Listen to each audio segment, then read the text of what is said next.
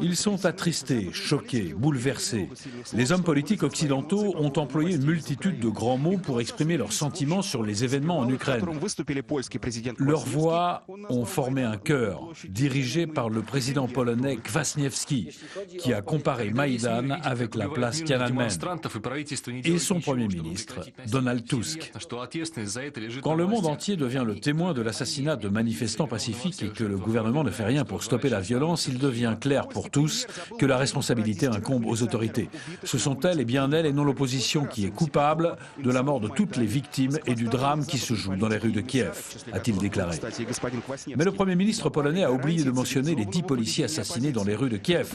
Combien de fois, et chez eux et sur Maïdan, les politiciens et émissaires occidentaux haut placés ont-ils garanti la conduite civilisée de l'opposition, mettant en garde le président Yanukovych contre des actions brusques, en lui liant ainsi pieds et mains. Le sang est donc bien sur les mains de ceux qui ont aidé les leaders de Maïdan. Pour l'écrivain ukrainien Oles Bouzina, l'influence de l'Occident a tout simplement déstabilisé la situation en Ukraine et acculé le pays au bord du précipice de la guerre civile. Les 5 milliards investis dans le développement de la démocratie en Ukraine ont abouti aux quelques dizaines de morts à Kiev. Il y avait pas mal de gens qui travaillaient pour le compte de l'Occident et qui se sont nourris de cet argent. Les ambassades occidentales ont joué un rôle atroce et provocateur dans les événements en Ukraine.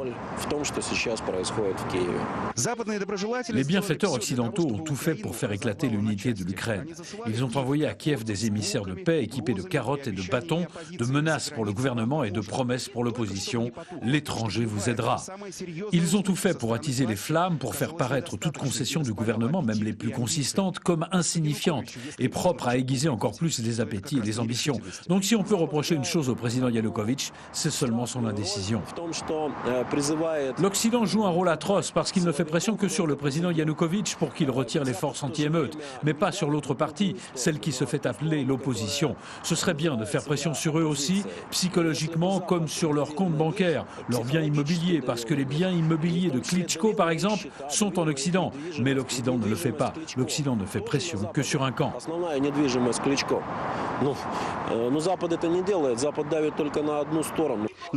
Oui, il faut faire pression sur l'autre partie, mais il ne faut pas surestimer l'influence des leaders formels de l'opposition ukrainienne. Il est évident que le ton là-bas est dicté par ceux qui portent les drapeaux du nationaliste Bandera et de la division de Waffen-SS Galichina. Leurs forces sont mobilisées, ils sont armés et l'histoire ne sait que trop ce qui arrive quand ces gens-là ne sont pas arrêtés à temps. C'était en 1938, quand la France et la Grande-Bretagne ont permis aux nazis d'annexer les Sudètes en Tchécoslovaquie. Certains diront que la comparaison avec les fascistes est trop forte, mais il vaut mieux qu'elle soit trop forte pour que l'histoire ne se répète pas. Михаил Антонов, Александр Коростелев и Андрей Путро. Вести, Мюнхен, Германия. L'Ukraine, un pays meurtri et profondément divisé, entre pro-gouvernements derrière lesquels plane l'ombre de la Russie et anti, soutenus par l'Europe. Deux mondes qui s'affrontent, deux puissances qui tirent les ficelles. Voici le reportage Entre deux de France 2. Le gouverneur de Lutsk, menotté, accroché à un simple poteau. Il vient d'être chassé par des manifestants en furie.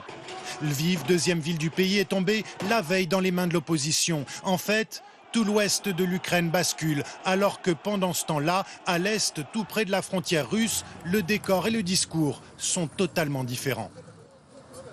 Ces manifestants sont des extrémistes. La gueule noire de Donetsk, le manifestant nationaliste de Lutsk, deux visages d'un pays qui se déchire chaque jour un peu plus. L'Ukraine, pays divisé à l'ouest, en jaune, la population parle ukrainien, est attirée par l'Europe. L'est du pays en rouge est russophone et vit encore sous l'influence de l'ancien mentor russe.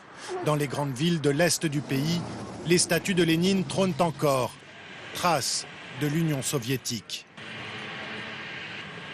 Vladimir Poutine ne s'en est jamais caché, l'Ukraine fait partie de l'orbite russe et doit le rester. Il dispose pour cela d'un solide allié en la personne du président ukrainien. Viktor Yanukovych à la tête d'un pouvoir d'oligarques, ces hommes d'affaires qui ont fait fortune avec le démantèlement de l'Union soviétique. En Ukraine, ces oligarques disposent de groupes à l'Assemblée et pour la plupart, ils sont alliés au pouvoir actuel. Et l'étincelle survient le 21 novembre dernier. Viktor Yanukovych refuse de signer l'accord d'association avec l'Union européenne pour se tourner vers la Russie, Drapeaux ukrainiens et européens au vent, ils descendent par centaines de milliers à Maïden.